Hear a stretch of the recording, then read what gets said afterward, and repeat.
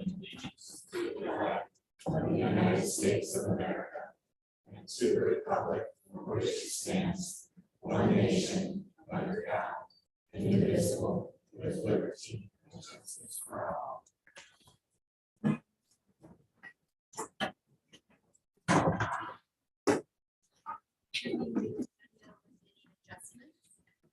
I'd like to make two adjustments, please. One is number 7 under superintendent's recommendations. First, pulling that out, and number 1 as for number 14 under superintendent.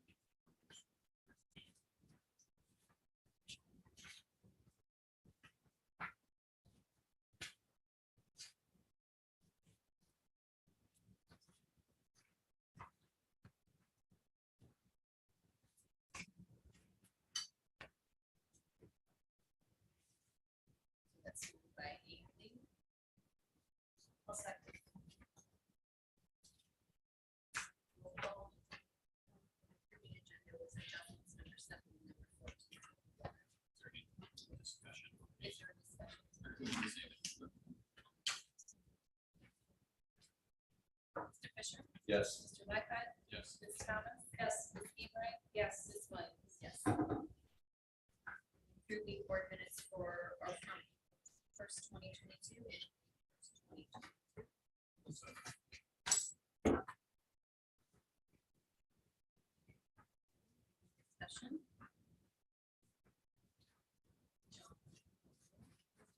Yes. Mr. Mayfinder? Yes. Ms. Thomas? Yes. Ms. Ebrahim? Yes. Mr. Bud?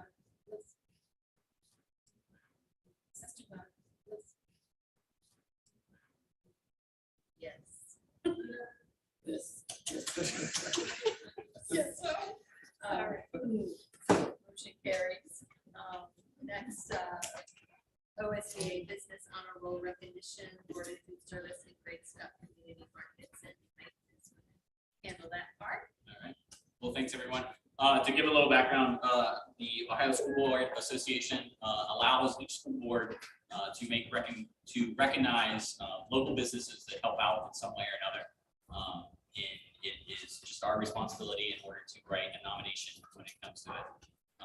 I was honored to nominate, and they won the award, both Gordon Foods here in Findlay and the Great Scott Community Markets. The reason for that nomination this year especially was really when talking with Mr. Kelly, who is in charge of our food services. As everyone's aware, there's been some shortages and some difficulties of getting supplies, and that affects the lunchroom when it comes to it. And he said that both companies have stepped up and able to fill some of those voids. So our kids continue to have really good meals that at least my kids were always talking about when it comes to it. So it's not the things that you might see on Facebook from other schools or anything like that when it comes to it. So having said that, I believe both representatives are here, but just to read what this will also, we will make a point to send this to the Courier, which is our paper of choice. But congratulations for being named the 2022 OSBA Business Honor Roll. With this certificate, we recognize the Ohio School Boards Association offers its sincere thanks to Gordon Food Service for its strong support for Van Buren local schools. Board of Education, student, staff, and community also extend their appreciation. School business partnerships greatly benefit all involved. Local businesses play a crucial role in supporting their community schools. Students get real world experience. This support is especially important as school districts struggle with limited resources. Just as businesses support their schools, it's equally important that schools and communities support their local merchants and service providers. OSBA encourages everyone in the community to recognize Gordon Food Services for its outstanding contribution to Van Buren schools. And then same wording, I promise, but it says that likewise offers a sincere thanks to Great Scott Community Markets for its strong support of Van Buren schools. And just as businesses support their schools, it's equally important that schools and communities support their local merchants and service providers. OSBA encourages everyone in the community to recognize Great Scott Community Markets' outstanding contributions to Van Buren schools. We also have certificates for each. So Great Scott, let's see. I don't have anyone. I take a picture of it. stage. Well,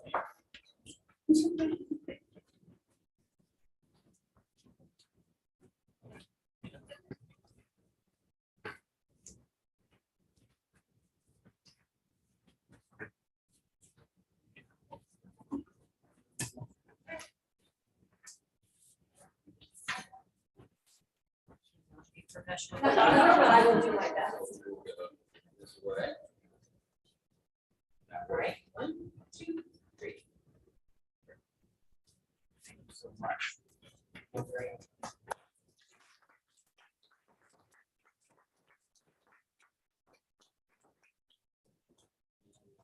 Great, Scott. Okay, all right. I apologize. Well, we appreciate their support.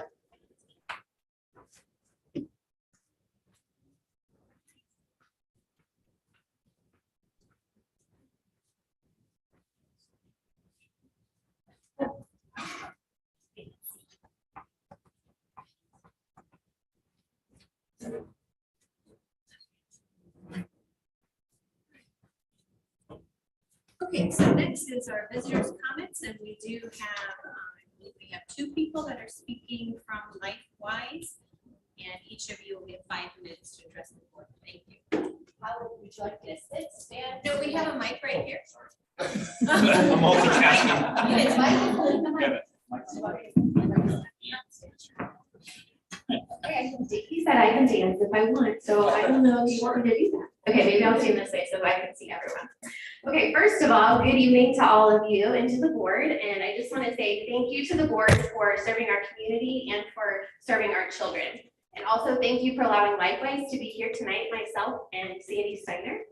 I wanted to take a minute to introduce myself as Sarah Steiner, for those of you that don't know me. My husband and I have 5 children in the district, ranging from 6th grade all the way down to preschool. Our youngest will be graduating preschool next year, which is pretty eventful.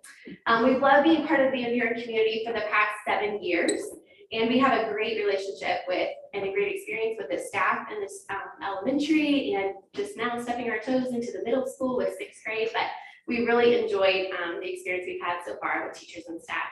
I'm currently on the PTO, and I've been room parent many times over the years. My husband provides medical care to student athletes here at Van Buren, and he would actually be here tonight with us, but he's actually supporting the varsity softball team, which I don't know if you guys are staying up to date. It's 11-8, bottom of the 6th. So for those that are interested. 13. Oh, 13-8, yes. Okay, we're up even more. That's great. And tonight, I just wanted to say that we're a family who tries to be involved in our community and in our school. Tonight, I'm here in a twofold representation. First, I'm here as a parent requesting for this policy, as well as a point person for LifeWise Steering Committee to ask the board to adopt a release time religious instruction policy. You may be asking, what exactly is this? Because I also was not familiar until one of my best friends began teaching at Pandora Gilboa for LifeWise Academy. The RTI policy is something that allows students the opportunity to be part of programs like LifeWise during the school day. Of course, this comes with guidelines, including participation being off of school property, programming being privately funded, and parental permission is needed in order for students to participate. The release time instruction has been around for a long time, and many local schools actually have this in place. However, our district does not. We are asking that you would please adopt the RTI policy, and LifeWise actually has some sample policies that other schools have used for ease in implementing this policy. While the purpose of the presentation tonight is to ask you to adopt the RTI policy, I couldn't pass up the opportunity to tell you why that's so important. Myself and many of these ladies, and also other people who weren't able to be here tonight, believe this is such an important policy for our district to have in place. It allows students to participate in programs like I talked about, like LifeWise. And in fact, we have over 80 signatures in support of the program, and we've raised over $1,000 in funding in just the last 10 days. LifeWise uses release time to teach Bible-based character education, focusing on 5 major character traits, including gratitude, respect, obedience, responsibility, and patience. A lot of those character traits should sound very familiar to us because the motto at Van Buren is to be respectful, be responsible, be resilient, be a Black Knight. I should have heard all of you echoing that, I feel like, okay? Our kiddos and every single student that comes through these buildings, like they know that the very first day that they're here because our teachers work diligently to teach it to them. It's something that we're very proud of. Our district mission is to build connections, to build experience, and to build thinkers, while the vision of our district is to bring a culture of learning that enables all students to achieve traits of being a Black Knight, of which I just mentioned, respectful, responsible, and resilient. Likewise, further develops these character traits that Van Buren prides ourselves in. Our families in the community have shown an overwhelming interest in having this program be available to our students. Please, I, along with everyone else who has signed in support, urge you to adopt an Rtri policy into our district so that programs like Likewise can be an option for our children. Over 26 other schools in Ohio currently have a live Likewise program right now, with over 40 that plan to be launching this fall. The impact that Likewise is having on students and behaviors has truly been an encouragement to me as a mother and as a community member. Right now, I've been reading about how the Ohio Department of Education is focusing on social emotional learning and the importance this has on the student body as a whole at every level. Likewise, to be able to help facilitate this with the curriculum that they have in place. What a benefit this would be to both students and to staff. Please know, this request is not meant to come across as any type of a demand. We believe this is an opportunity to come alongside the school and to help invest in the lives of our students. Our public educators are heroes. We simply want to join them in the fight for our children's mental health, character development, and academic performance. Studies actually have shown that these are all improved by participating in programs just like Likewise. In closing, thank you for your time and all that you put into being available for the students, families, our school, and our community. We appreciate you. Van Buren is a place that we call home. And we hope that we are able to see this policy put into effect to allow our students to better understand being respectful, being responsible, being resilient, and being a Black Knight, something that will impact them for life. Thank you.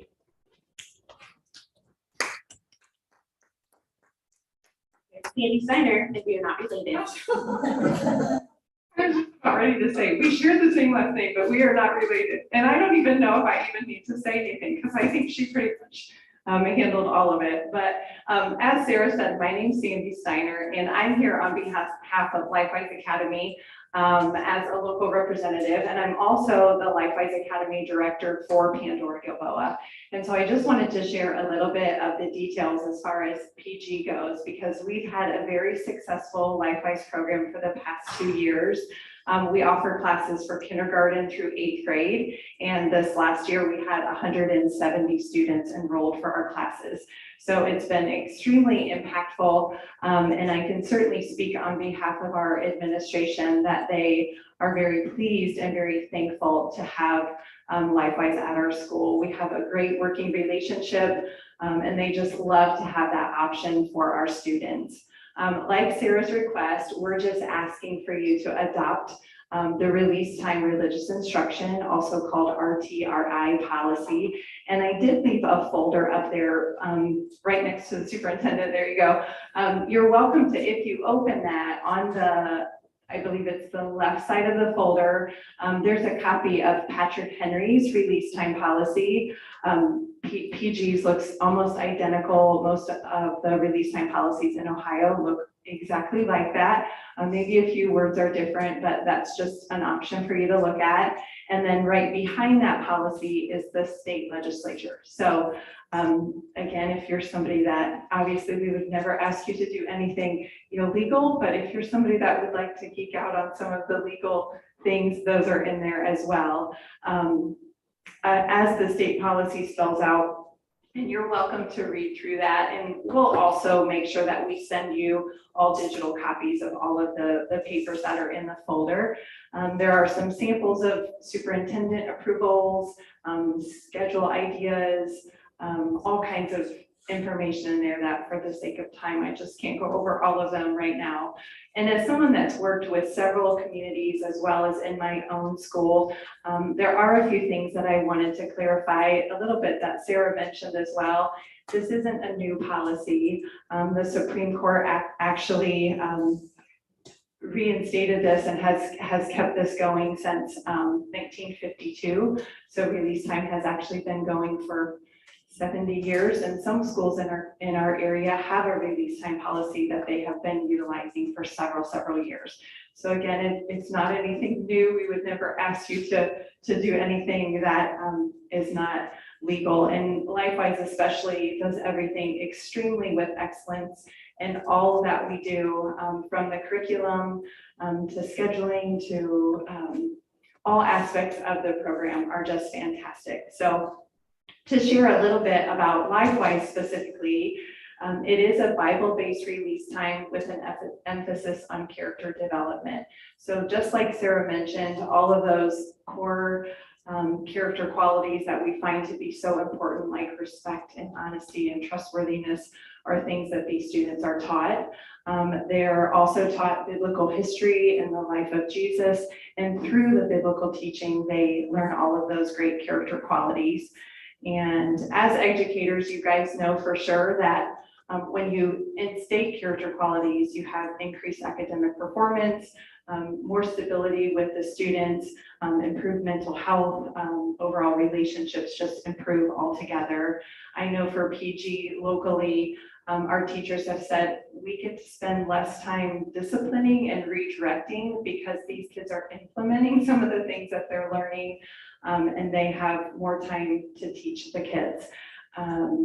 I have lots of other things, and I know I'm going to run out of time, so I just want to thank you for allowing us to share, and I'll be glad, and I'm sure Sarah will as well, to stick around if you guys have specific questions about LifeWise or just about the policy itself. So thanks for having us.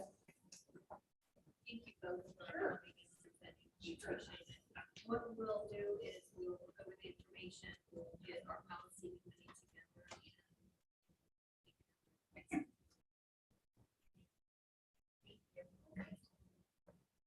Next, informative reports and communication. Elementary first. Hello. I don't have any additions to my report that I submitted, but make sure we are just busy closing down the school year. Any questions for me? No, but thank you very much, and thank all your staff. Other than our enrollment trends that you're seeing causing any concern? This is the most we've seen so far in terms of like kindergarten screening with our numbers. We're right at, I think, 73, which is really good. That's in district people that registered for kindergarten screening. So we always count some movements. I think we did a better job communicating that, so we got more people in when they should have, so that helped too. And I know through our open enrollment, we saw several that we were able to add as well. It wasn't as big. I don't think there was as many that we got turned in, but we still were able to add some more through open enrollment as well. So I'm encouraged with where we're going, and with some possible new movements that we've heard through phone calls. Denise has got some phone calls saying, hey, we're moving in the summer. We'll be registering, so we'll keep our fingers crossed that it keeps going that way. Yeah, thank you. Middle school? And no high school. Well, high school, we do have Miss Alice. Yeah. Am I giving the high school report? Well, it was like middle, high school, so both. So Allison, do you want to introduce yourself, and do you need the lights turned down for people to see that? Are you going to use that? I have it. I have just Oh, paper okay. copies if that's easier. I don't have really enough for everyone in here. So it depends. But I definitely have enough for you guys. It's totally whatever you want to do. Oh, okay. I mean, was it accessible? Yeah.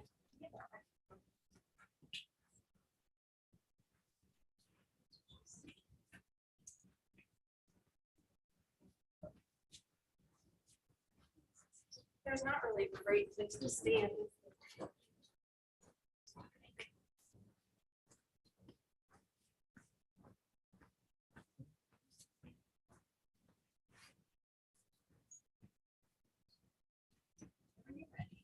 I think Catherine's trying to pull up my PowerPoint, so others need to come out. Yeah, that's still it.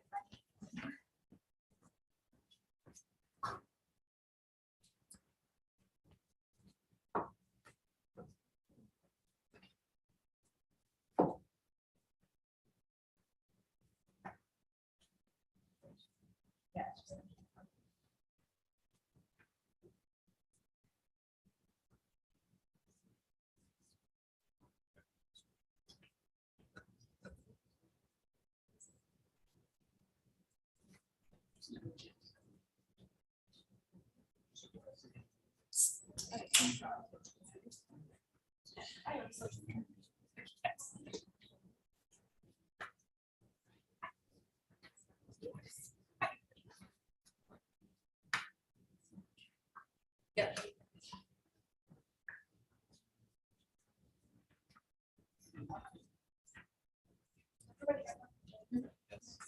I can count.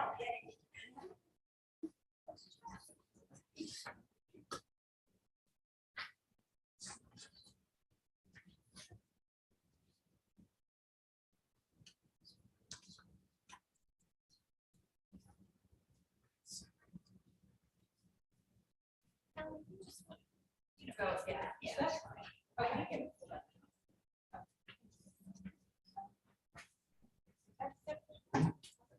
Okay, so hi to everyone. Most of you guys know me. If you guys don't know me, I'm Allison Ryman. I'm the new counselor for the middle and high school. I was hired basically to kind of focus on mental health stuff. So I've been here all year doing that.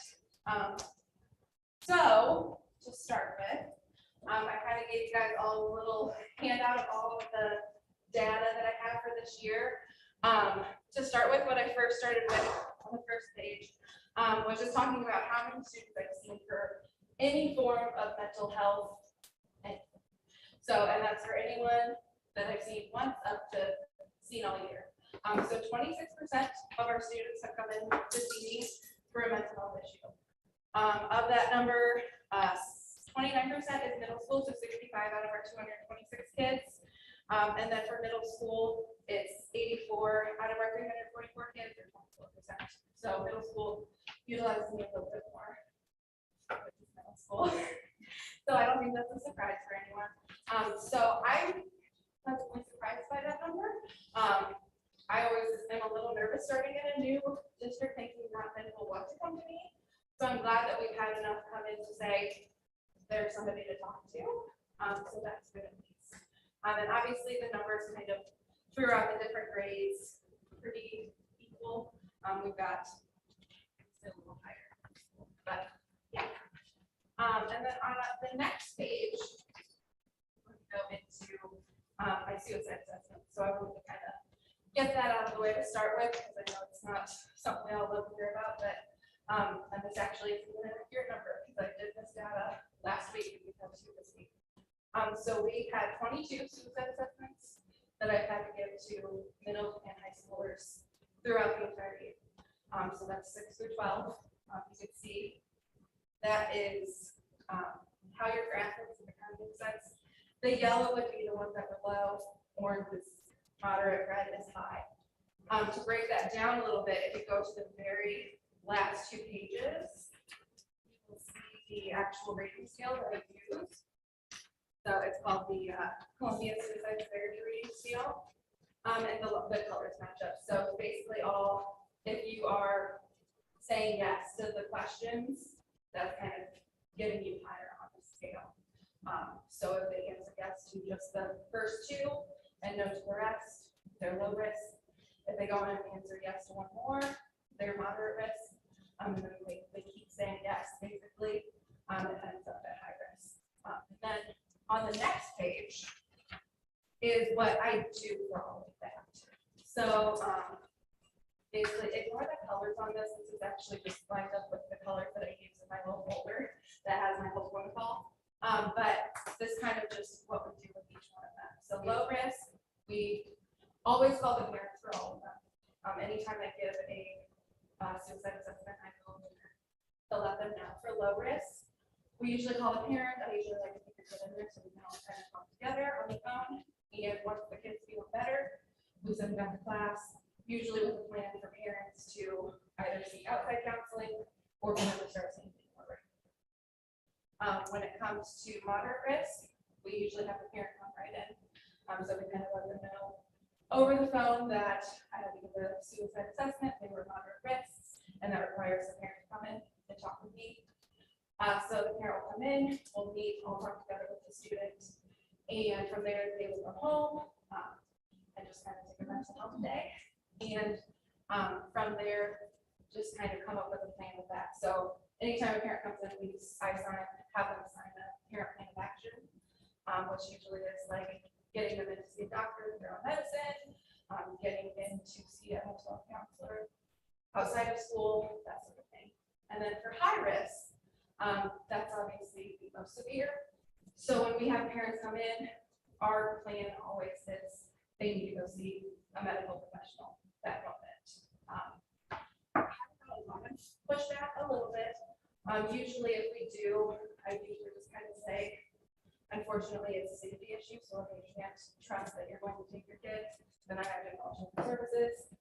That usually gets them on board pretty quick, and then they'll go to the hospital. So I didn't collect the data because I'm not sure for all of them, but we have had at least 5 kids who have gone to the hospital with a high risk rating, and then been sent up to go back, which is a psychiatric unit in Toledo for children.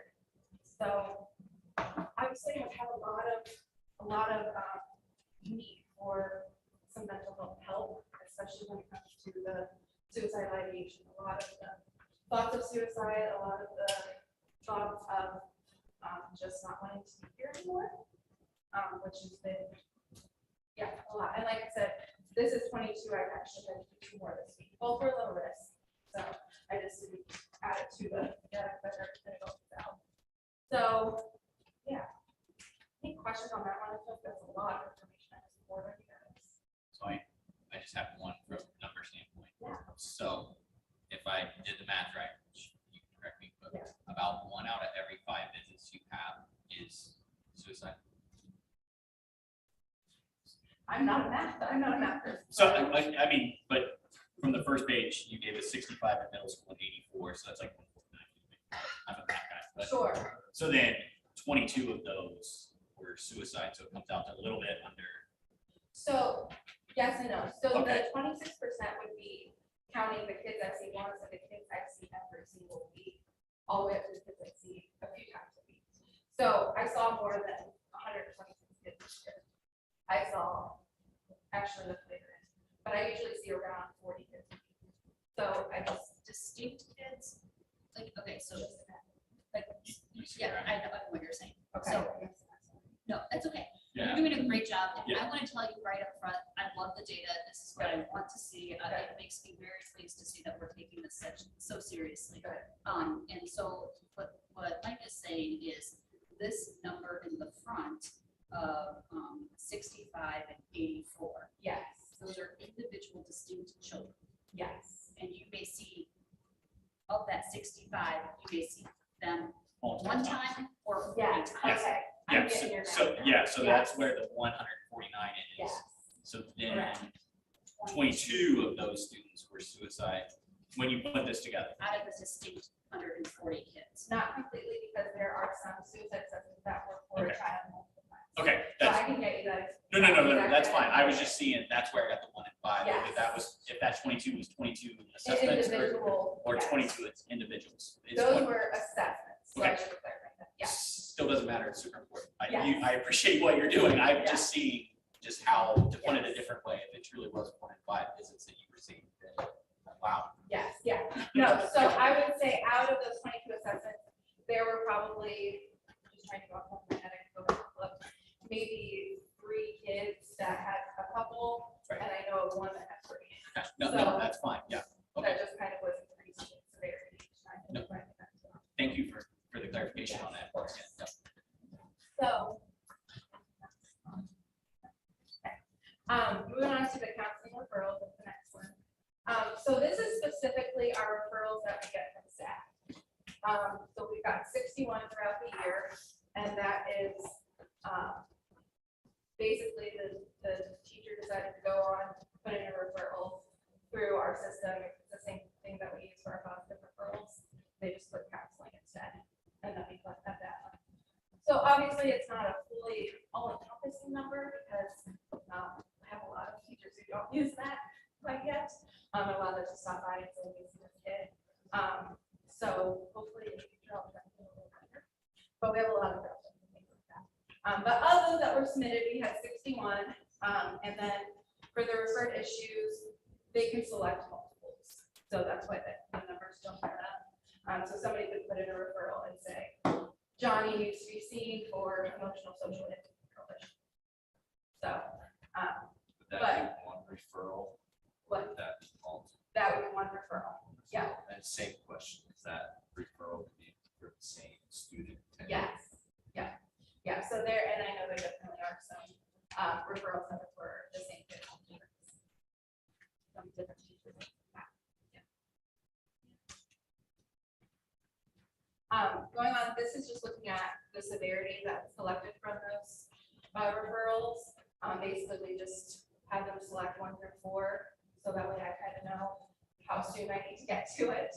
And so we don't have as many emergents. Usually, if it's emergent, it's on me. We're jumping right into it. But in general, pretty across, pretty even across the board when it comes to the low moderate. And then the referral by grade. I just wanted to include this because it's not very indicative of like that 9th grade is just really struggling. I actually going and looking at all those 9th grade referrals. Probably 90% of them are from Mrs. Kincaid, and she runs a online form classroom. So she has them check in every single day. So and basically have a check-in that says, "How are you doing? Did you eat? Do you need to talk to anybody? Are you okay?" Basically. So I think she pulled a lot from that. So that's why hers are so much larger than the other kids.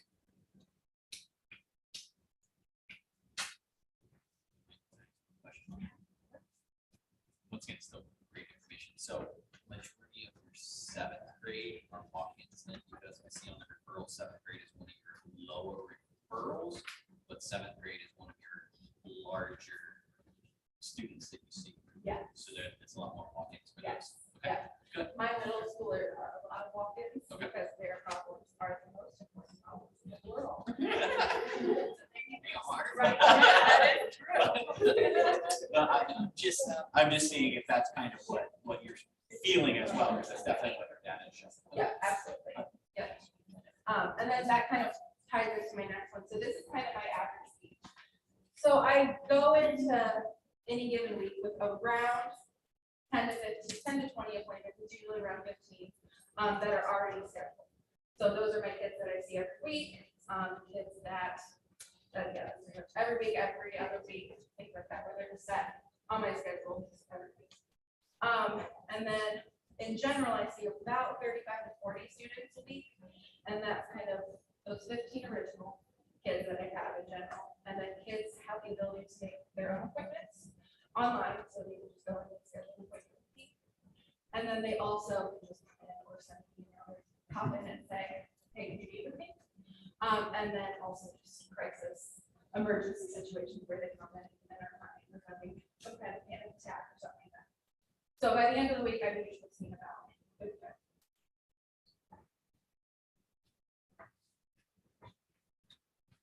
And then looking at kind of my plans for the future, I wanted to kind of include, obviously this being my first year, I did a lot of individual counseling. I did a couple of groups, but I think just getting one-on-one time with a lot of kids was kind of the most important thing, and having kids know me more. So, like I said, I did a couple of groups, but I'd like to do more just because we do have so many kids that are wanting to be seen. I think with groups, I can see more kids at once, and that will allow me to hit more at one time and open up my time a little bit more. So I said, just looking at kind of the stuff I've seen, looking at groups for like anxiety, self-esteem, resiliency, would all be appropriate. We also had interest shown this year for a gender and sexuality alliance club. It's student run, so we had students who were very interested, and then I told them what work they were going to need to do, a little because they're high schoolers. But I've talked to the student again a couple of times, and I do think that they're wanting to do something next year. So that's a hope too that we're going to send that next year. The other thing that we're doing, probably Chris heard that, we're doing, Jen and I are doing Rocks. Yeah. Do you guys know what Rocks is? Okay, so Rocks is a program that is it started in Columbus, and basically it was created with the knowledge that they did a bunch of data and they found that a huge percentage of girls who had 4.0s didn't believe that they were smart enough to be able to do the job they wanted to do. And a bunch of other basically data that said that when it comes to self-esteem, everything, the second girls at middle school plummets. So ROCKS was created to kind of go against that and try to build it back up. So ROCKS trains 2 or more people in a school to learn all of the information, and then you can implement it to a group of students. Usually it's around 10 a year. They did start with 10 at least and kind of build up from there. And so once we have that training, we can do that every year. So we're doing that this summer. My last thing that I wanted to talk about, I'm planning to do a parent news assessment too. We originally were going to put it with the like final form stuff, but we know there's just so much stuff that parents have to fill out. And I know talking to Kevin and Jen, who are both parents, they're really don't add another thing. Yeah, please. So we're going to do that later in the year, a little bit, like in October, early October. So that way we're kind of getting into the swing of things and hopefully get some good responses from parents. Kind of getting their idea of what they think we really need to focus on when it comes to our kids' mental health. And I'd also like to do a student needs assessment with the same information. And then obviously. Question that I have about future stuff. You're seeing a lot of students in a week. We're coming up at the end of the school year. Are you connecting these kiddos with resources in the community? Yes. Are some of these kiddos that you're seeing frequently? Are you referring, encouraging parents for external interviews? Yeah, I've not done the actual data on it, but I'd say at least half of the kids I see also see a mental health counselor outside of school. Any kid that I think is needing a counselor outside of school, I'm always referring them out to other agencies, talking to parents, letting them know. You always have that handful of parents who are like, we're not paying for it. So they're just gonna have to deal with this sort of thing, which is unfortunate. But as much as I can, yes. Are you collaborating? If they're seeing you and another outsider, are you collaborating? Yeah. Everything is being said. Yeah, so anytime that I talk to a parent and say, I think they need to see a counselor outside of school, I send them with a kid, basically a whole list of different counseling centers in the area, which Leisure to Lima. It's a huge extensive list. And then also the form that would release the confidentiality between the two of us. I just want to say thanks for everything that you're doing for the kids and stuff like that. Hopefully you're taking care of yourself as well, because this can definitely be overwhelming. And Have to make sure he's always the first one to yell at me and say, what are you doing this weekend to get self-care? So. okay, good. Thank you. Thanks, guys. Thank you.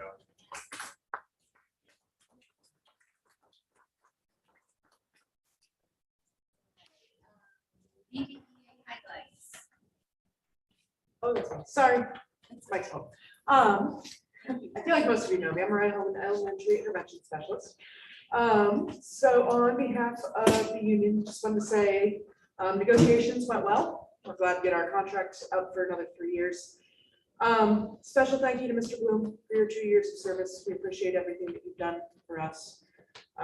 We're looking forward to working with the board and seeing our next steps with our new superintendent. And just thank you to the board for having our back this year. It's been a crazy year. We all know that. We somehow survived it, one day at a time. But thank you all for really having our support. Thank you for sure. Teaching and learning curriculum. I'm here if you have questions, but I don't have anything to add. The only thing I have to add is, Essie invited us in a board report to the professional development day. I had the opportunity to go to it, and it truly was pretty awesome to see what our own staff can do in teaching wise, but in this report as well. I didn't realize as I looked in the board report how much care don't have in the back of my head. I appreciate it. It's easy to pick me out. I know, wow, this is so easy, not good. But our teachers really do a great job. That was very awesome that she put it together, and then our teachers do it pretty much show off their skills to their other teachers. We didn't have to get outside work. All that was done internally, and teachers got rewarded for doing it. So kudos, and I think it's definitely something that should continue. Thank you, and I'll pass that on to the teachers that presented as well. It's difficult. They're used to getting up in front of students. When you ask them to get up in front of peers, that's a whole nother level. So I will let them know that you appreciated the experience. Maintenance, transportation, food service report. Questions about that here? John is celebrating the 40th anniversary. So congratulations to Mr. and Mrs. Kelly. Athletics and facility. I can give you an update for athletics from Justin real quick. Okay. Girls softball are district champs. That's exciting. Mariah and I were trying to figure out where they go next. We think they play on Wednesday. So, and then I haven't gotten any track updates, but the boys baseball team did lose tonight. It was 10-2, I think it was. So that's all I have for athletics. Thank you. Technology report. Special education report. Questions about that? Report. Superintendent report. I don't have anything extra to add except since Mariah kind of brought it up. To have negotiations done in 2 days shows the amazing dedication to your team that was representing the teachers and our team. It was flawless and do I dare say easy to work out a contract. So I appreciate the efforts of the teachers and the team. It was fantastic. And I really didn't think I would be saying that after negotiations, but it was really simple and smooth. So right back at the union, it was fantastic. On to superintendent standing committee reports. Personnel. We have kind of that, but we're in a standstill for the next month until the superintendent then plan or discuss. What did it finance? We met yesterday and kind of went over what she's going to present. Any kind of questions for her that she was able to answer. Just kind of talking about projections and where and how they're going from that standpoint. So we also talked a little bit about what kind of the future is when it comes to the committee and different subcommittees or types of things that we can do to help spread the word as well as we're doing this. We did talk about, and everyone was on board with some of the recommendations that are going to come up when it comes to the facilities and plans. And Mr. Bloom, Mr. May, and Mr. Bloom both kind of shared with us what is being presented. The treasurer's report. That was really about it. That's it. So we will probably do another one sometime over the summer. Final books and stuff like that. So. Transportation and facilities. Yep, so we've met, what was that, May 13th. Points of discussion for student Chromebook replacement. So they're gonna start getting quotes in June and hopefully get those ordered in July. Discuss the grants around bus purchases. Bus prices are up, manufacturers aren't giving firm prices and delivery dates. So that's still a little bit up in the air, Johnson, on that. Still have a few access points in the building to get contacts for gym 4, high school gym 4. We're going to postpone the discussion into the fall. There are some concerns about the timing of getting that done this year and getting the girls volleyball team having the opportunity to use that. So everybody, hopefully they seen the soccer lights were on Wednesday. So I'm sure the community's happy with that. I appreciate the community support. A lot of fundraising went on there. Still some more work to be done with the well pump and irrigation and getting it ready for the upcoming season. So that's the highlights. Okay, and then for athletics, I know we have not met since our last board meeting, but there is a meeting tomorrow for the athletics and extracurricular. things that you will bring up tomorrow, but that can be. Okay, district and school policies. Nothing really to report. It sounds like we might have some work to be doing in the future, but nothing since the last one. Second readings on the policies that we talked about last night. Student achievement liaison and legislative liaison. We put that off. Catch that, sorry.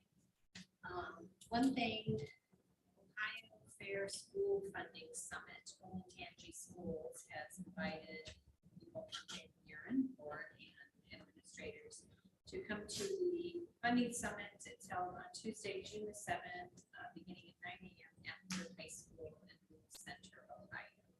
We're going to have speakers such as Governor Mike DeWine and former U.S. Representative Pat Berry and House Speaker of Bob Cupp. So, and Steve Huffman. So it should be, if anyone wants to go, I have information here and June 7th, which is a Tuesday. Curriculum.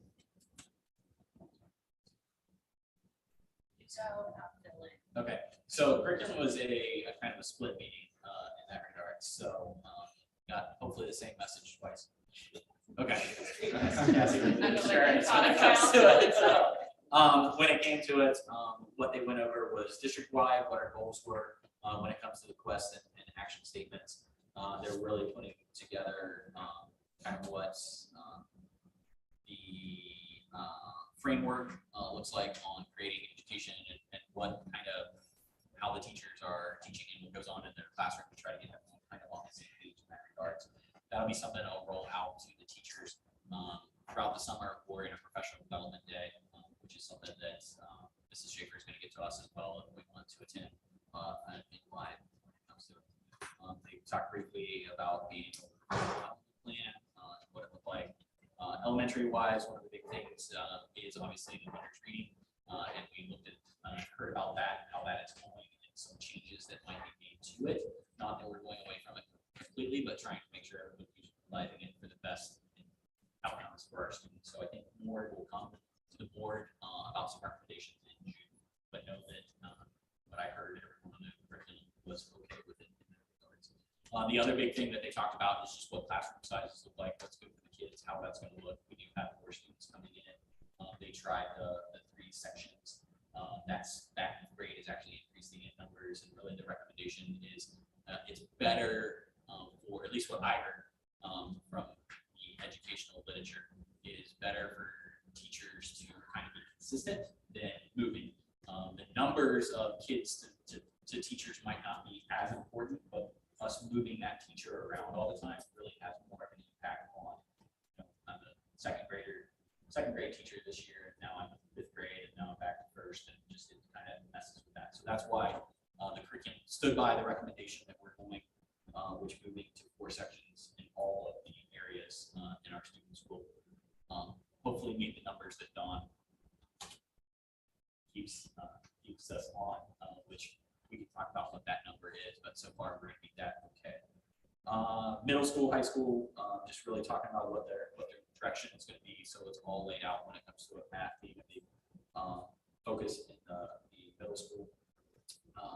And then one of the things that at least I only heard positive things about from the committee was when we talk about consumer youth sciences. Obviously, Mrs. Johnson is leaving, so that became a little bit of what we're doing with that. And there was an option of going to where we got the majority of those classes and the curriculum was available to everyone in the board reports.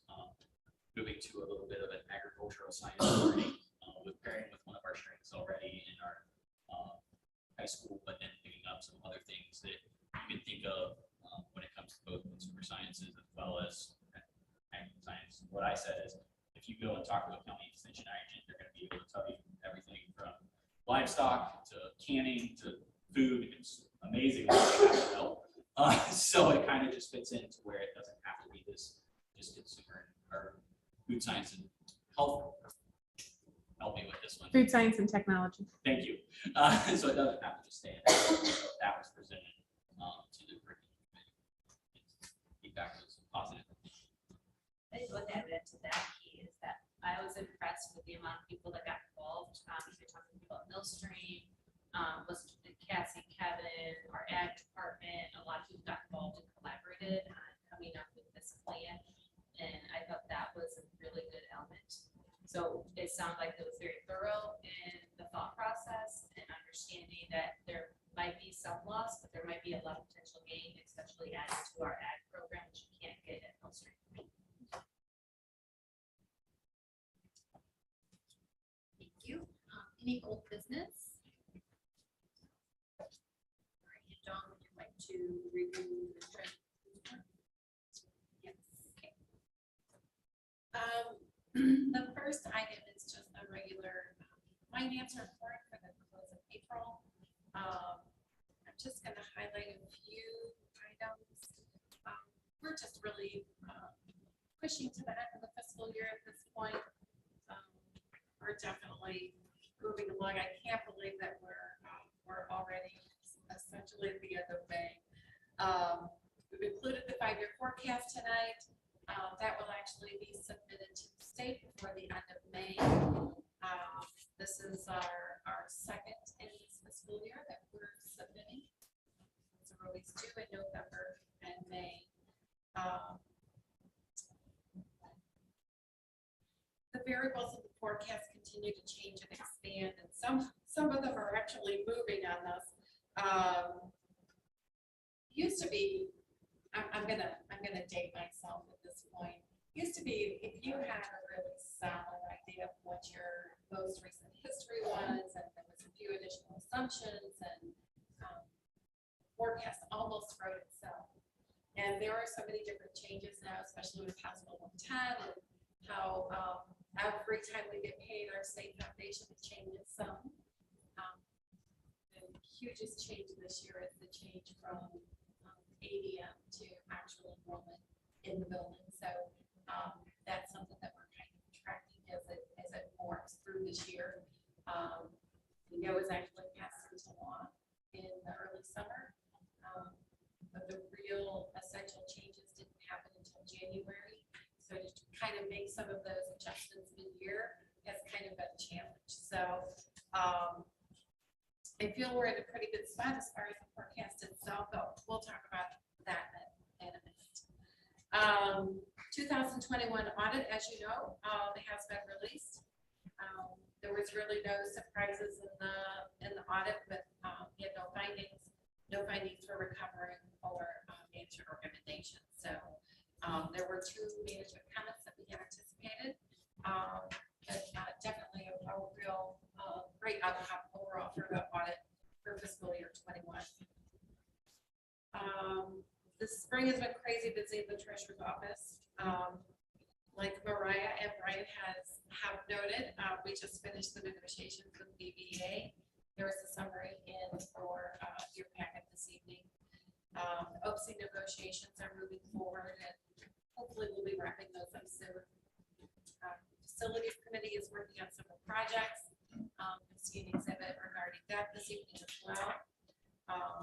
Finance committee met this week, and the athletic committee is slated prior to the next board meeting. So I think we're actually meeting tomorrow. And we also just started the fiscal year 21 Medicaid audit. So we apparently did not have enough audits this year. And we are adding one more. So as we move through that, updates are going to be coming through the end of the fiscal year. So very busy time right now. Overall, I'm pretty happy with where we are on the finance side. I'm not going to spend a lot of time on the finance report itself. Did anybody have any specific questions about this report? I'm going to move on with the items in the treasurer's section, if that's the case. I do have a few donations that came in this month for the elementary public school support fund, as well as the FFA and the band. Total donations this month with just over $600. We do have a new grant fund to approve. It is the STIP fund grant. It's a community foundation early literacy grant, and that is used in the elementary school. We do have some contracts this evening, Hancock County Sheriff's Department, Resource Officer for next year. The Medicaid program with Ray and Associates, it's a letter of engagement, and that's for the Medicaid audit that I was talking to you about. And then we have Board of Revision appraisals with Sam Coon and Associates. There are a couple of properties that moving through Board of Revision that we need to get appraisals for. You do have an exhibit this evening for item 5, and those are the summer projects that are slated for this summer.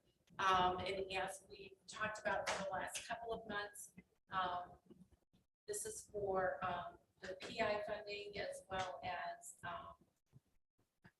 there may be a small amount that would come from the operational funding as well. But it's school buses, pavement. For some reason, I don't have my forms in front of me. I know. Oh, here it is. Okay. All right. Lost my mind. It took too much space. Yes, so we were talking about the need for a student van purchase for quite some time, so that's going to happen this year. We're purchasing, well, we have a payment for the 5-year bus lease for the purchase of 2 buses that we did. And then we were just awarded $180,000 for the purchase of 4 school buses. The amount that's on this exhibit will reflect the amount that will come out of our buffers.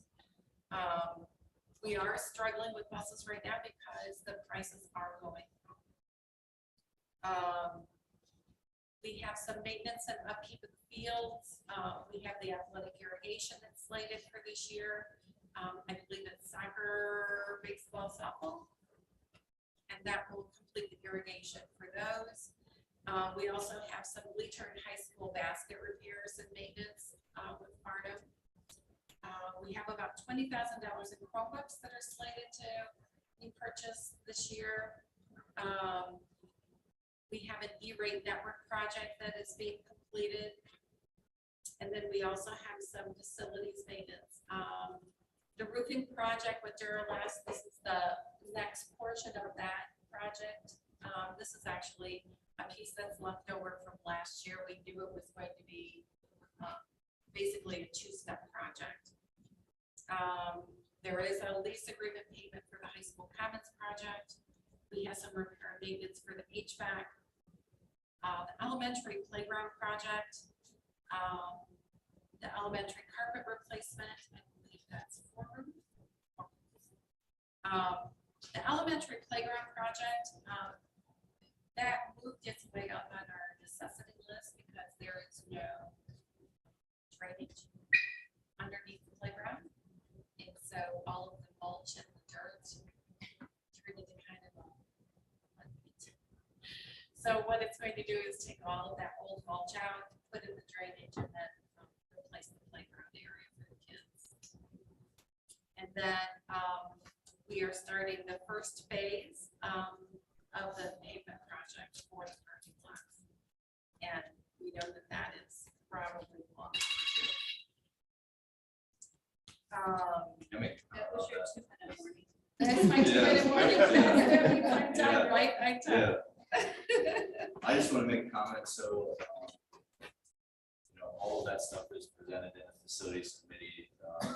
Not been doing a fantastic job with the permanent contractor. John brings quotes in, we review them as a whole, have full discussion on that. So that can be it. Well, in that respect, have the guidance of that.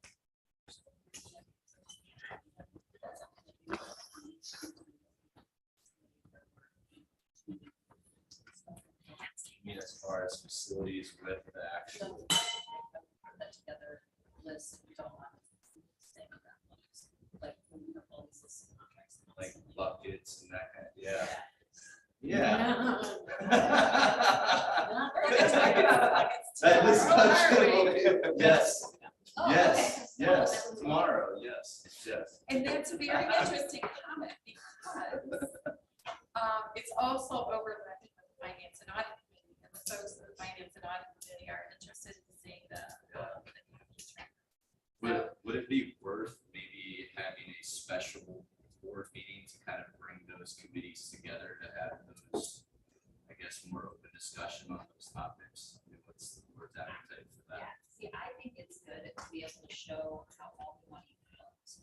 So allocate X number of dollars for coaches or whatever, allocate X number of dollars to try to keep facilities running. Here's what's left. It's always, it's a guessing game of where all the money goes and how do all of these dollars match to what we have in the bank. Absolutely. Yes. And this is transparency. So,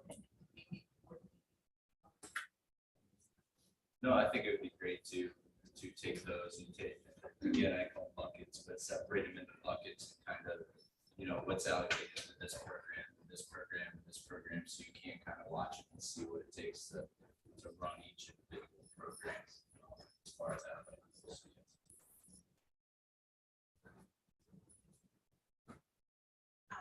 The next item is the approval of the minutes for the Finance and Audit Committee meeting. I can see these over until February. Also, I would like an approval of the Medicaid final settlement, and that's for fiscal year 20 audit. It's anticipated refund from Medicaid of $72,753. The last item is the Mayfinder forecast. Because of time this evening, I have attached a PowerPoint to your exhibit this evening, but I think I'm just going to give you some highlights from the 5-year forecast instead of making you sit through a PowerPoint for me. So we discussed this all last night at Finance Committee. Just some quick items. The 5-year forecast, as we know, is just a snapshot of what we know today. There's a lot that goes into it.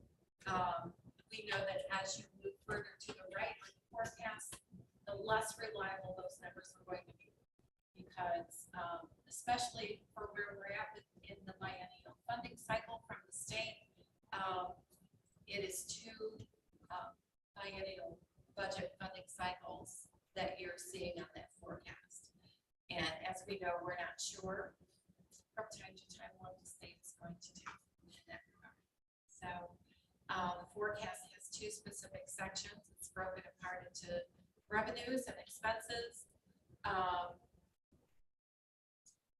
Some of the items to highlight on the revenue side, the tangible personal property tax is specifically reducing and will be gone as of next year. And as a note, that by replacing the tangible personal property tax with the CAT tax, which is the commercial activity tax that school districts do not participate in, it removed a $2 million revenue stream from the district. You can't get your way out of that kind of loss when it comes to revenue. This is a reappraisal year, and values will be changing, and that will affect the level of income that comes from our local taxes. The income tax is actually coming in a little below the state estimates. We'll be watching specifically for the July payment to see how that comes in for us.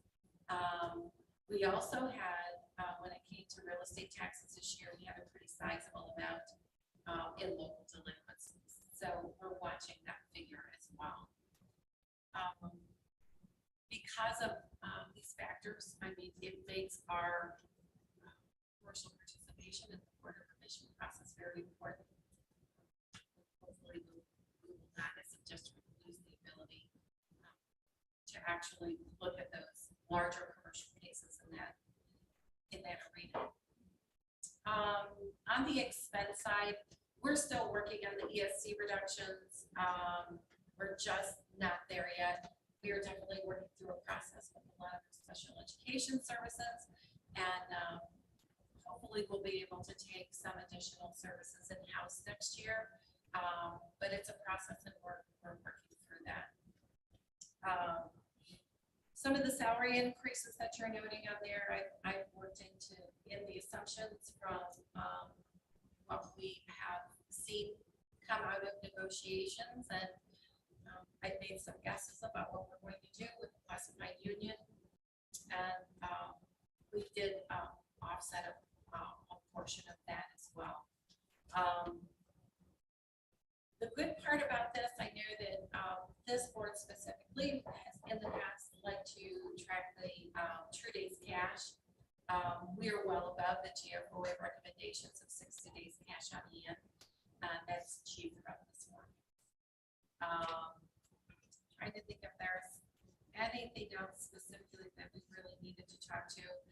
Because I touched on the idea this year that the foundation amount is based on enrollment, and that's actually kiddos in the buildings and seats, and not the ADM. So we used to be funded for kids that never attended school here, and then we would offset those costs for them attending elsewhere, and those would be reductions. So it was almost phantom revenue. We were kind of being used as a flow through, and so that a lot of that piece of the formula has changed for us this year. So I think those are the highlights that I wanted to bring up. Does anybody have anything specific they wanted to talk about the Mayfinder forecast, or? I think the two items that both came up at the finance committee, as well as you're looking at the 5-year forecast, just so everyone's aware, you have to assume that you don't pass anything.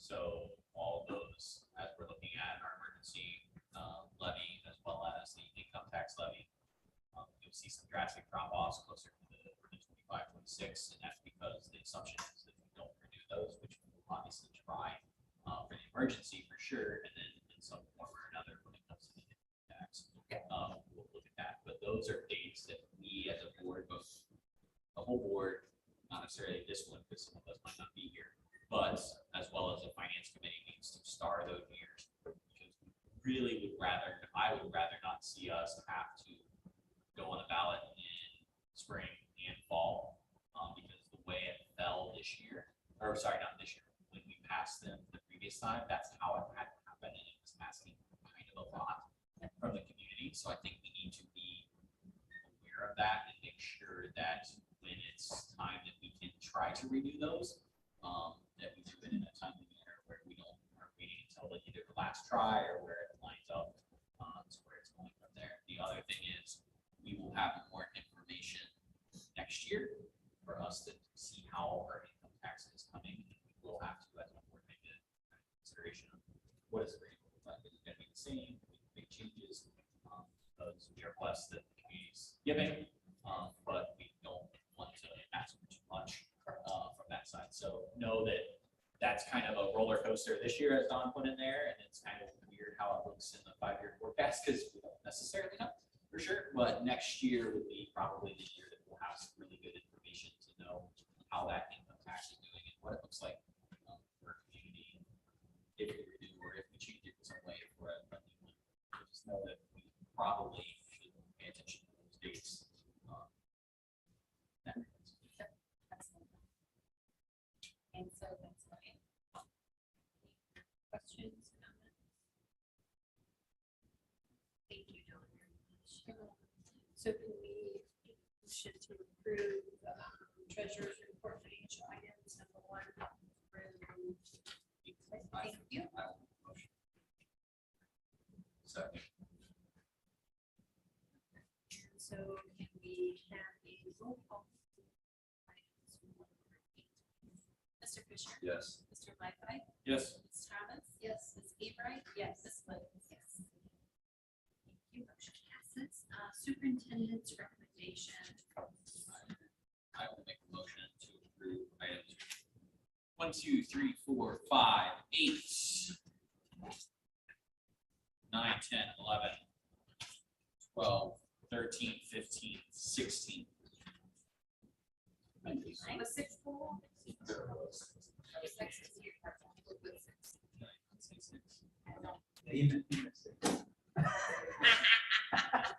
I'll add 6. Next My motion. All right. So we have 1, 3, 4, 5, 6, 8, 9, 10, 11, 12, 13, 15, and 16. We have 2. She missed one too, guys. Okay. All right. So 1 through 6. Yes. 8 through 13. Yes. 15 and 16. I can it's 7 and 14. That might have been easier. Either way. You got it. Okay, and a second? I think, did anyone second? I'll second it. Okay, Laura. Second. Frank's first and Laura's second. Okay, so discussion of that motion. I'd just like to highlight some of them, like number 2. We're getting ready for the summer reading camp here at the elementary school, and those are all wonderful teachers that are going to be here once again this June 2022. Also, number 6, you're going to see a bunch of our non-certified personnel, certified personnel, bus drivers, custodians, head custodians, elementary school secretary contracts, monitors, substitute custodians, teacher aides. You'll also see towards the end of number 6, you'll see a number of new staff, that teaching staff that's going to be part of our Van Buren community next year, including a 5th grade, a new intervention specialist here at the elementary school, a 7th grade math teacher, and another 4th grade teacher. When you look, something very important for all of you is number 11, which is our Van Buren High School graduates. That'll come up on June the 5th. So they are all listed for you as well. The numbers 12 and 13, the elementary school handbook, the elementary school fees. Number 15 is to continue our contract with NWO, Orthopedics and Sports Medicine, for our athletic trainer. And number 16 is also to employ some teachers to help with summer intervention of a maximum of 40 hours at $25 per hour. And minus the items that were pulled out, there's a lot of information and a lot of people being recommended and a lot of activities being recommended, and I'll be happy to answer any questions that you might have. Any questions about any of those items? So the motion on the table is to approve 1, 2, 3, 4, 5, 6, 8, 9, 10, 11, 12, 13, 15. Mr. Fisher? Yes. Mr. Wright? Yes. Ms. Thomas? Yes. Ms. Ebright? Yes. Yes. Motion carries. Okay, so then the next thing is number 7 that Andy wanted. I would like to move to, well, I'm gonna have 2, so I guess we're doing one at a time. I'd like to move to refer the wrestling coaching positions to the athletic committee. Not take action on it tonight.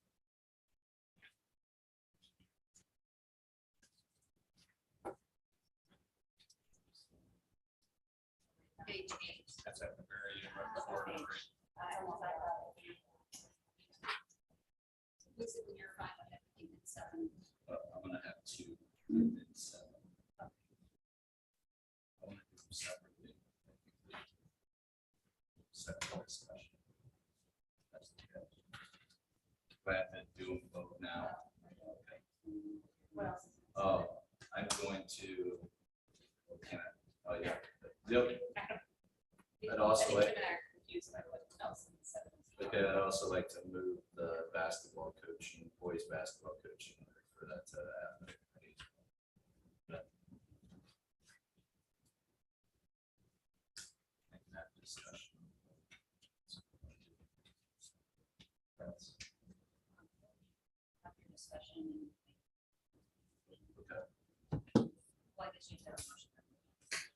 So you make your motion to have the basketball coaches refer to athletics. And wrestling. And then To the athletic. And then you number 7. That- So that's the Yeah. motion. Yes. Okay. Yes. Got it. second, for the second. Okay, so yeah, my reasoning behind it is I'll start with wrestling.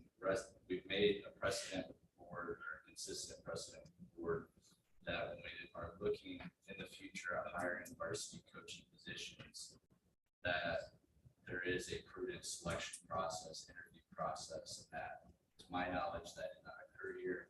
I think to be consistent with how I feel this board has acted in the past, that this should refer to the athletic committee and the interview process taking place. for that particular program. That's not an issue that you have with the crossing of other sports, it's just the basketball and wrestling head coach. Yeah, just with the, like, But the other head coaches already head coaches, So these aren't new head coaches. so the wrestling head coach that's being recommended is taking the spot of Mr. Slaughter. basketball head coach. That, I'm referring that just for general discussion. That's the program direction. Any comments, questions? That's why you wanted them separate, because the one was about a new hire coach, and the other one is about the program issue. Correct. So I didn't want to get confused between the two, if the board had different feelings on it. How can we evaluate coaches? That's, you mean existing coaches? I think that's something that we hope to have heavy discussion about athletic committee. As far as my knowledge is, procedure, written procedure to evaluate coaches, like teachers get evaluated. Speak to that, but that is my general understanding. That by all evidence, that is reviewed. I think there's also a question about we're hiring a new AD, and that person should be maybe. I think that person, especially in the winter sports, could have an impact on the direction of the programs. Again, back to, I'm not entirely familiar with the wrestling program. I'm just bringing it up because I think the board has set a precedent. We have looked at our varsity coaches to be high level somewhat of the program director, and I think it warrants going through the similar process that Mr. Henry had to do to become the head football coach.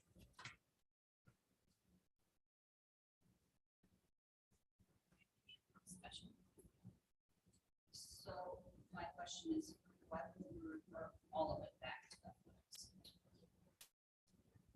the coaching? As far as, well, the reason I don't think we need to refer it all is because these two particular sports are winter sports, they're not going to be active. I mean, they do stay active throughout the year, but it's not as critical. The other programs feel are well established. The coaching structure is relatively unchanged. They have been relatively. I think though, if we're gonna be making precedent with boys basketball, we also have girls basketball here, and we have a baseball coach. Team softball and track. They're not on this list. Yes, they are. Oh, yep, softball and track too. I missed the page, I missed the two. So I agree. This is, you cannot, I understand where you're coming from, but you cannot pick certain programs. I would tell you that if you're basing it off of established programs and non-established programs, the basketball coaches on there are the same basketball coaches that have been. So that's an established program in my opinion. So That's why I didn't want to convolute the two discussions. So I would be comfortable with treating similarly for all of the sports. I struggle to not treat it similarly. Sure. I think that from our discussions previously when it came to athletics and coaching, is that we are in I feel like the board has been shifting to do things differently than we have in the past. And I think if we're gonna do that, I think you have some valid reasons. But if we're going to do it, I think it should be all the fall, all the winter sports, winter, spring sports should be the ones referred to committee. I don't think we should disrupt our fall season. I don't think that's fair to kids, and the students, and the teams, because a lot of them are already getting moving right now.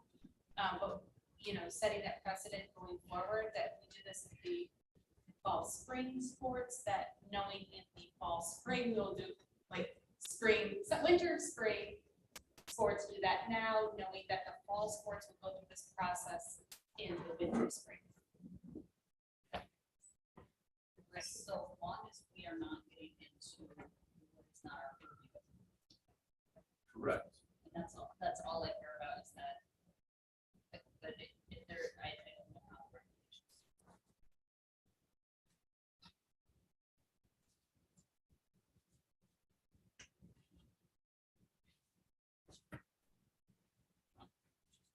Because I got confused. What exactly is the motion on the table? Yeah. The motion on the table is to approve all of item 7, except for boys basketball and wrestling, and refer both of those back to the discussion. And I have no problem with amending that. Up or down. It's a- We'll vote it up or down. And Okay. then we can Yes. So, more discussion.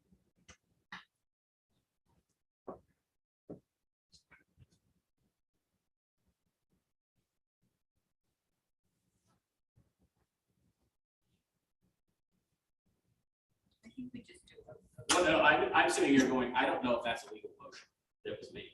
You can only split, you can only make a motion to, I want to turn 7 into 7, A, B, C, D, E, F, and G, not, So then that's my number. So the motion on the table, we vote on it, it votes down. that's fine. Yeah. I think the motion needs to be 7A, 7B. If we want to go that route. I'm not saying that that's the case, but that's where this is getting a little convoluted on what the motion is right now. Because right now,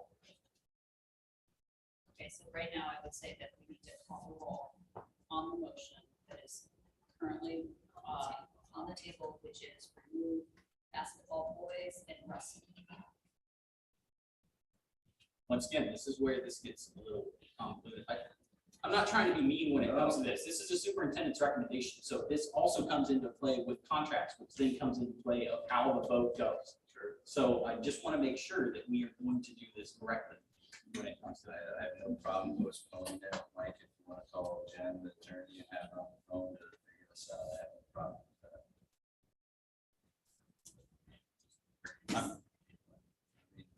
It's not, I'm not. I'm not being that way either, Mike. Let's You have every vote. right to do that. Okay. If there's a better way for me to do that, I'll be more than happy to figure that out. You have the tenure on the board. If there's a way to do it, then I will do it that way. All right, let's vote. Which is what your initial motion was. Okay. And then we can regroup and restate the motion, separating 7A and 7B.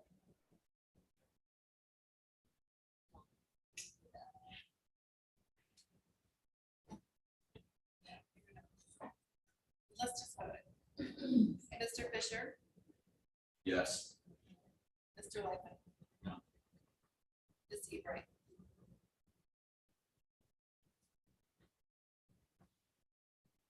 Because of that, we don't know if it's legal or not, I'm gonna have to say no. Comments? No. This one, no.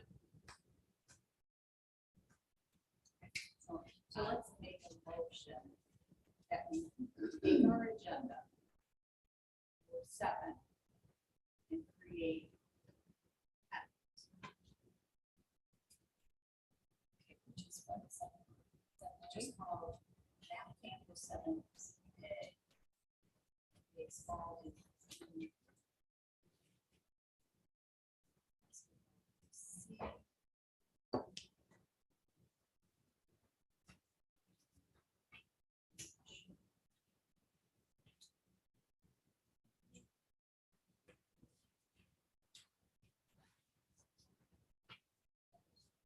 Or is it out? I want to make sure I'm keeping up. Or is it out? Wait. Okay. So you can see what I just.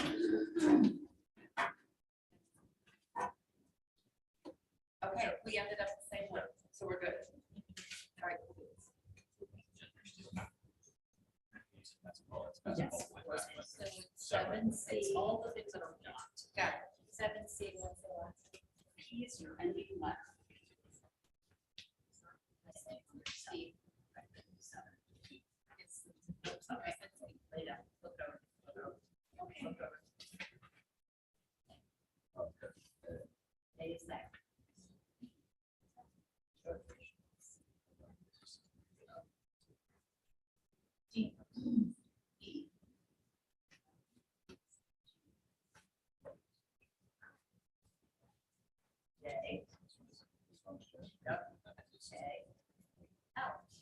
Hey, we're on.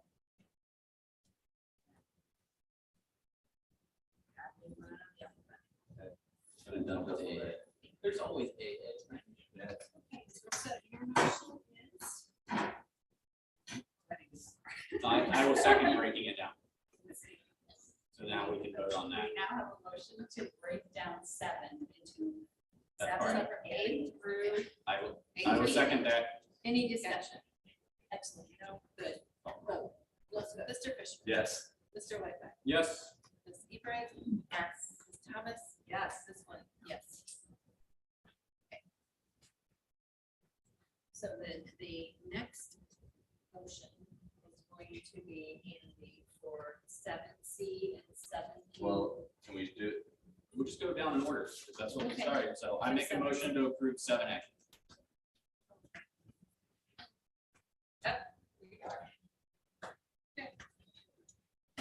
Discussion. Second. We do the second? Who's the second? I'm the second.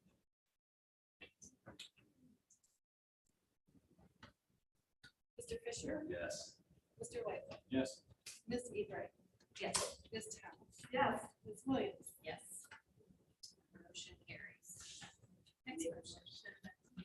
To refer 7B to. Okay. 7B to the athletics committee. Okay. The false. 7B to athletic committee. Yes. Second. I'll second. Okay. Lord, second. Discussion.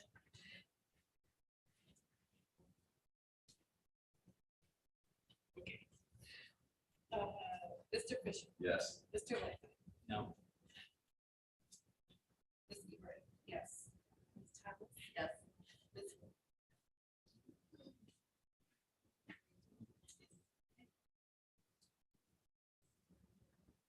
I make a motion to refer 7C to athletics committee.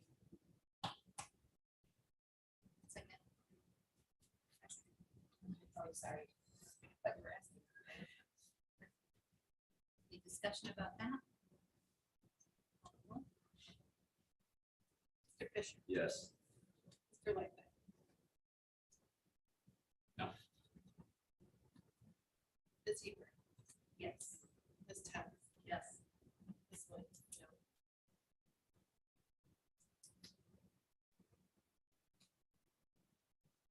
Okay, I'll make the motion to refer D to the athletics. Second. Second. Discussion.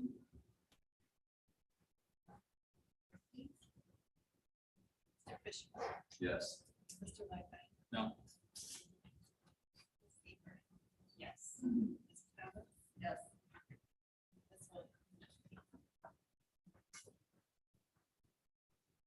I'll make the motion to approve 7E through 7O. Or 7L. 7E through 7L. Second.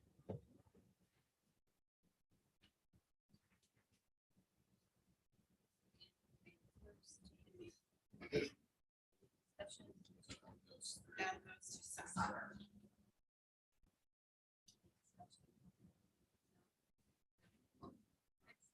The second on that one. And Mr. Fisher. Yes. Mr. Whitehead. Yes. Right, yes. Yes. And Ms. Williams, yes.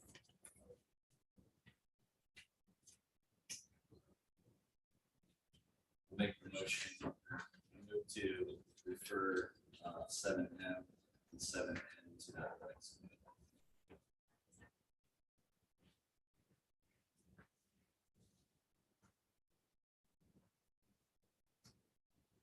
Discussion about that?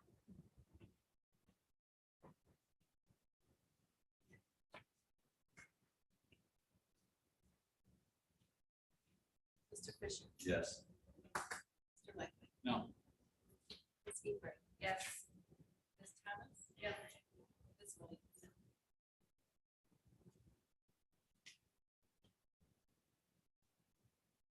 to approve 7O.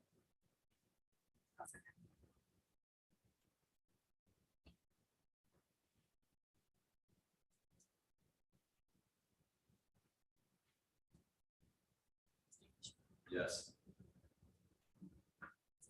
Yes. Yes. Ms. Thomas? Yes. Ms. White?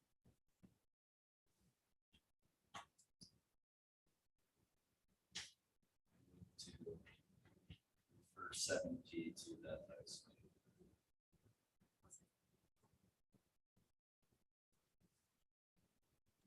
Mr. Fisher? Yes. Mr. Whitehead? No. Ms. Hebrink? Yes. Ms. Thomas? Yes. Ms. White? Yes. Motion carries. All that done? I think we did. Okay. We're on 14.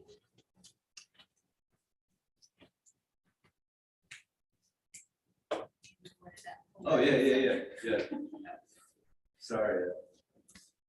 No, I just wanted to make sure on 714, again, comment, it sounds like it went really well, so, appreciate both parties with that. I just wanted to make sure that we are agreeing to the tentative agreement that is on our Google Docs. It looks like there was like a summary agreement, and that we will actually then approve the final agreement when it comes to the board. Was my own discussion. The final agreement will come to you. This is a summary of everything that's changed, so essentially you are approving the agreement this evening. Okay. And then all of these changes will be made to the final document, and then you'll be forwarded a final copy. Gotcha. Well, there was 2 tentative agreements on the docs, so. One was a summary of the changes, and the Okay. other was the tentative agreements that were signed, so you could see how we were combining the supplemental contract. Okay. And how we added a specific number of positions that are attached to supplements. Gotcha.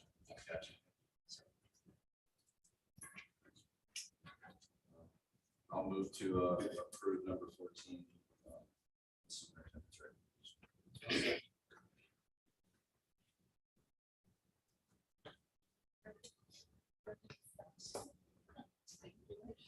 Further discussion.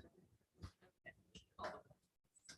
Fisher? Yes. Mr. Lefebvre? Yes. Ms. Thomas? Yes. Ms. Hebrink? Yes. Ms. White? For the board's discussion, I think we're all done now, right?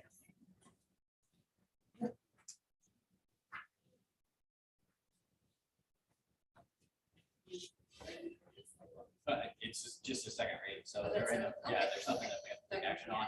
The next one will be the third final read, so we will take action next time. If you haven't reviewed them, definitely review them before then, and you can make any pull them out or make adjustments or anything like that. Nothing has changed since the last one. Next, we're going to move into executive session to discuss the employment and compensation of personnel. Ohio Revised Code 121.22G5. I move on the first person.